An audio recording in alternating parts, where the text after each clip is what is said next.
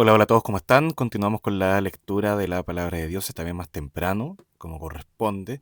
Así que vamos a ir en la traducción Nueva Biblia de las Américas, por lo menos la que yo voy a leer. Ustedes pueden complementarlo también con otras versiones y o comentarios y también eh, otros estudios que pueden estar haciendo y todo complementa y si se hace bien puede ayudar para nuestra edificación.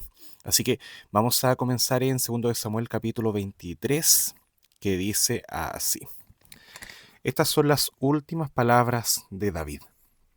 Declara David, el hijo de Isaí, y declara el hombre que fue exaltado, el ungido de Dios de Jacob, el dulce salmista de Israel. El Espíritu del Señor habló por mí, y su palabra estuvo en mi lengua. Dijo el Dios de Israel, me habló la roca de Israel, el que con justicia gobierna sobre los hombres, que en el temor de Dios gobierna. Es como la luz de la mañana cuando se levanta el sol, en una mañana sin nubes, cuando brota de la tierra la tierna hierba, por el resplandor del sol tras la lluvia. En verdad, ¿no es así mi casa para con Dios? Pues Él ha hecho conmigo un pacto eterno, ordenado en todo y seguro. Porque toda mi salvación y todo mi deseo no los hará ciertamente germinar, pero los indignos, todos ellos serán arrojados como espinos, porque no pueden ser tomados con la mano, y el hombre que los toque ha de estar armado con hierro y con asta de lanza, y por fuego serán consumidos completamente en su lugar. Estos son los nombres de los valientes que tenía David. Joseph Basemet el Tacmonita, principal de los capitanes. Este era llamado Adino el Esnita, por los 800 que mató una vez. Y después de él, Eleazar, hijo de Dodo, el Ahoita, uno de los 3 valientes que estaban con David, cuando desafiaron a los filisteos que se habían reunido allí para la batalla y se habían retirado los hombres de Israel. Él se levantó e hirió a los filisteos hasta que su mano se cansó y se quedó pegada a la espada. Aquel día el Señor concedió una gran victoria. El pueblo volvió en pos de él, pero solo para despojar a los muertos. Después de él fue Sama, hijo de Age, el Ararita. Los filisteos se habían concentrado en Tropa, donde había un terreno lleno de lentejas, y el pueblo había huido de los filisteos. Pero él se puso en medio del terreno, lo defendió e hirió a los filisteos, y el Señor le concedió una gran victoria. Descendieron 3 de los 30 jefes y fueron a David en la cueva de Adulam, al tiempo de la cosecha, mientras la tropa de los filisteos acampaba en el valle de Refaim. David estaba entonces en la fortaleza, mientras la guarnición de los filisteos estaba en Belén. David sintió un gran deseo y dijo, ¿quién me diera a beber agua del pozo de Belén que está junto a la puerta? Entonces los 3 valientes abrieron paso por el campamento de los filisteos, y sacando agua del pozo de Belén, que estaba junto a la puerta, se la llevaron y la trajeron a David. Pero él no quiso beberla, sino que la derramó para el Señor. Y dijo, lejos esté de mí, oh Señor, que yo haga esto. ¿Beberé la sangre de los hombres que fueron con riesgo de sus vidas? Por eso no quiso beberla. Estas cosas hicieron los 3 valientes.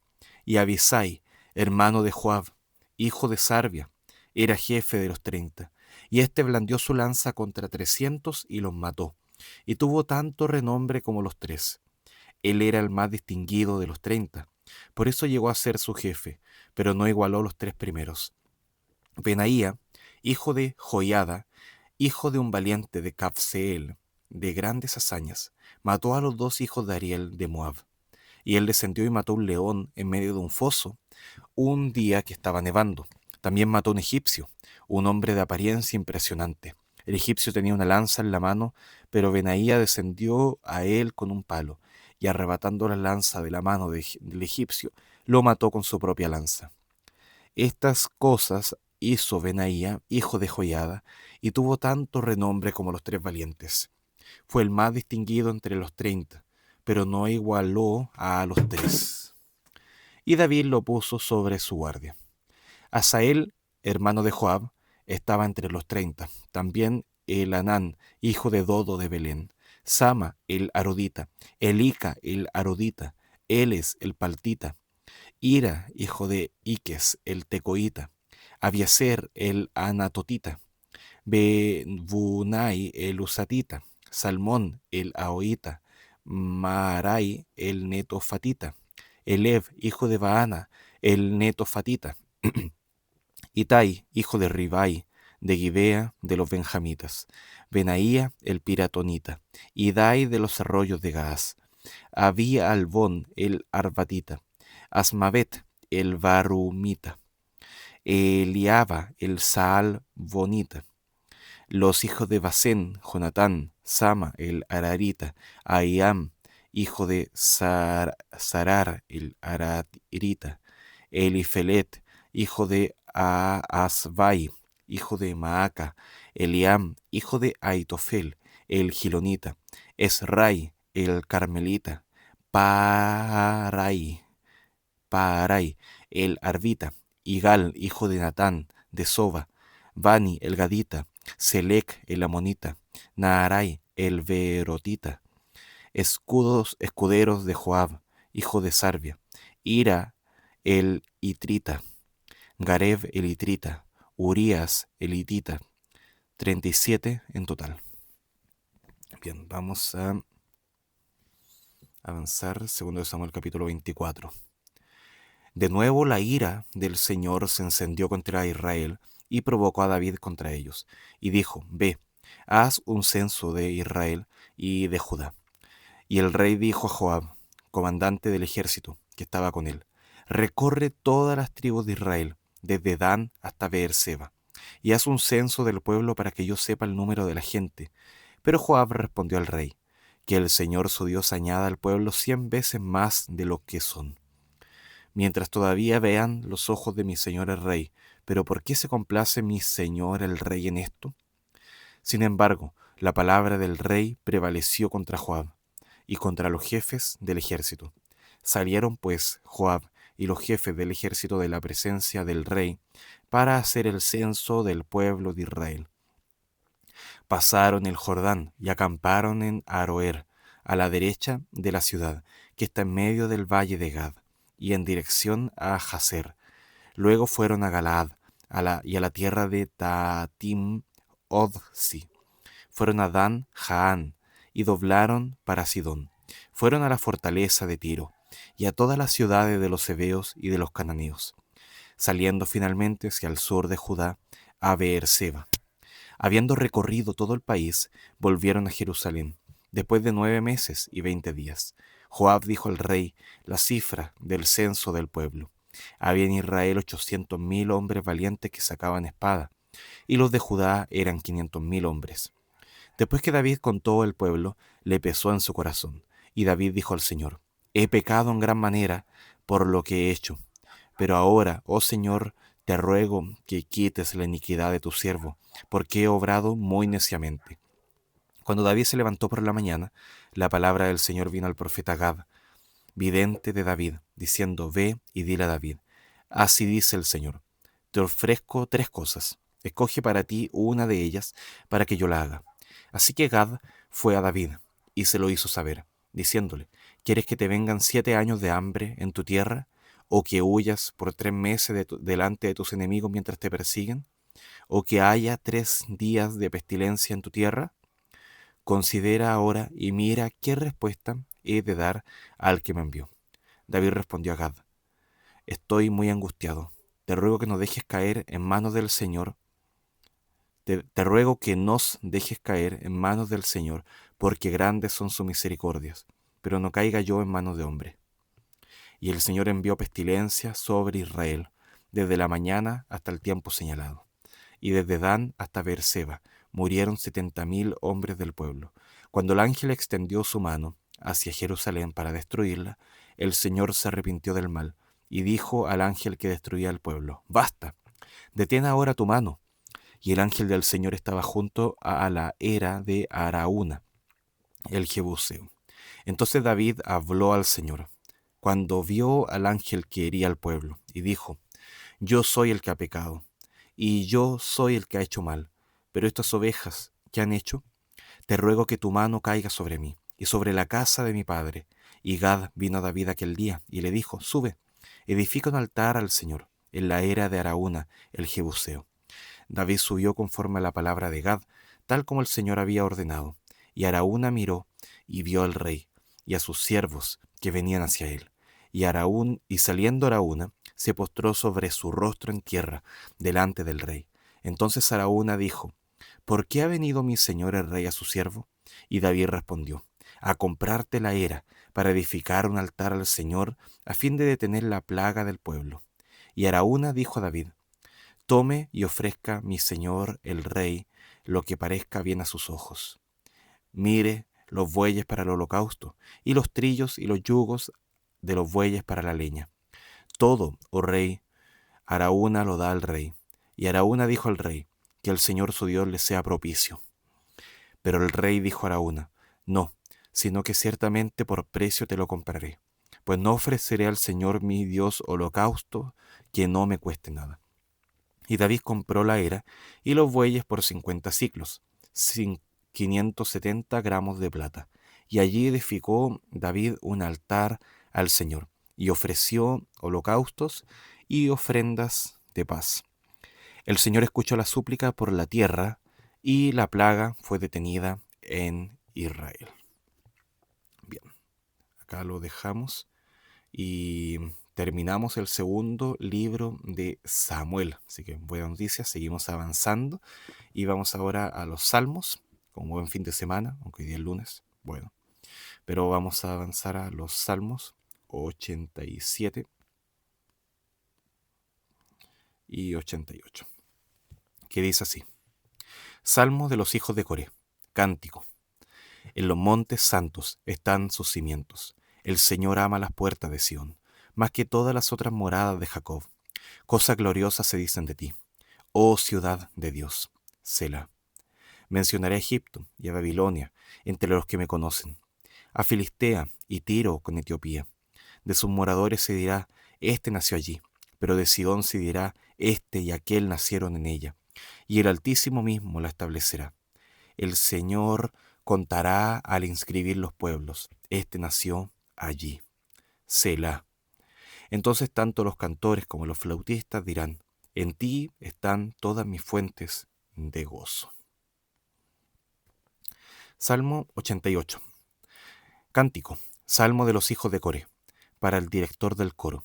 Sobre Maalat lean Not, masquil de Emán, el Esraíta. Oh Señor, Dios de mi salvación, de día y de noche he clamado delante de ti. Llegue mi oración a tu presencia. Inclina tu oído a mi clamor, porque mi alma está llena de males, y mi vida se ha acercado al Seol. Soy contado entre los que descienden a la fosa. He llegado a ser como hombre sin fuerza, abandonado entre los muertos, como los caídos a espada que yacen en el sepulcro, de quienes ya no te acuerdas, y que han sido arrancados de tu mano. Me has puesto en la fosa más profunda, en lugares tenebrosos, en las profundidades. Ha reposado sobre mí tu furor, y me has afligido con todas tus olas. Selah. Has alejado de mí mis amistades, me has hecho objeto de repugnancia para ellos. Encerrado estoy, y no puedo salir. Han languidecido mis ojos a causa de la aflicción. Oh Señor, cada día te he invocado, he extendido mis manos hacia ti. ¿Harán maravillas a los muertos? ¿Se levantarán los muertos y te alabarán? Selah. ¿Se hablará de tu misericordia en el sepulcro y de tu fidelidad en el Abadón? ¿Se dará a conocer tus maravillas en las tinieblas y tu justicia en la tierra del olvido? Pero yo, a ti pido auxilio, Señor, y mi oración llega ante ti por la mañana. ¿Por qué, Señor, rechazas mi alma? ¿Por qué escondes de mí tu rostro? He estado afligido y a punto de morir desde mi juventud. Sufro tus terrores, estoy abatido, sobre mí ha pasado tu ardiente ira. Tus terrores me han destruido, me han rodeado como aguas todo el día. Aún me han cercado. Has alejado de mí al compañero y al amigo. Mis conocidos están en tinieblas. Bien, entonces lo dejamos hasta acá con la lectura. Veamos algunas conexiones que podemos hacer entre ambos textos, tanto lo de segundo de Samuel 22, 23 y 24, así como estos dos salmos que leímos recién.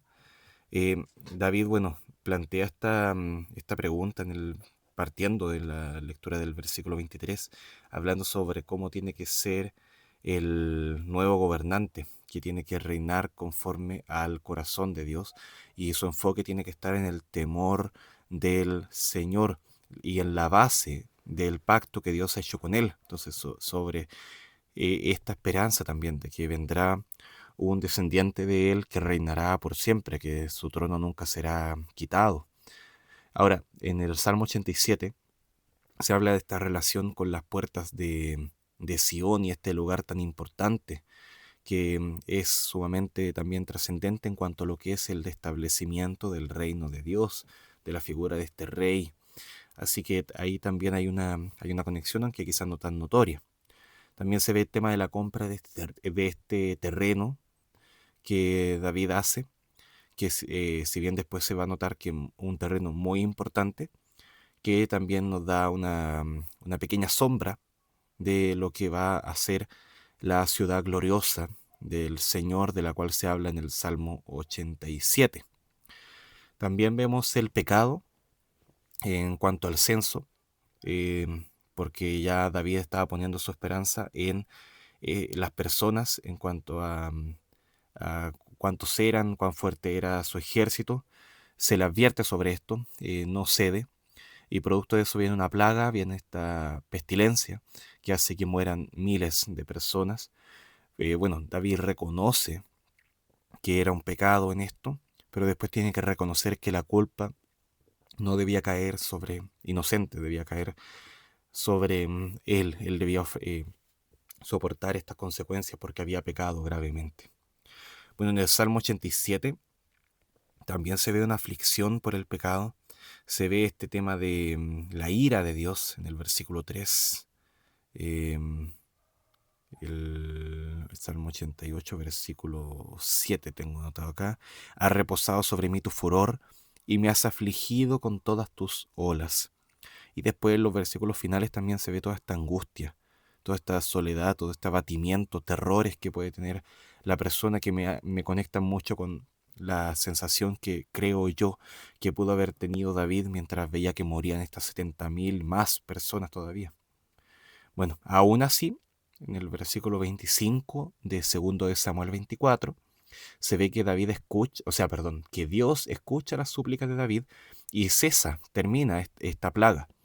Entonces ahí también se ve la misericordia, se ve el juicio de Dios por una parte, la voluntad de Dios, como David rechaza eso y pone su fe en otras cosas, producto de eso viene el juicio, pero después también viene la misericordia de Dios y detiene esto, a pesar de todo lo malo que había pasado ya. Bueno, uno dice pudo haber sido antes, pero bueno, eran los tiempos también del Señor y Él permitió también que fuese así.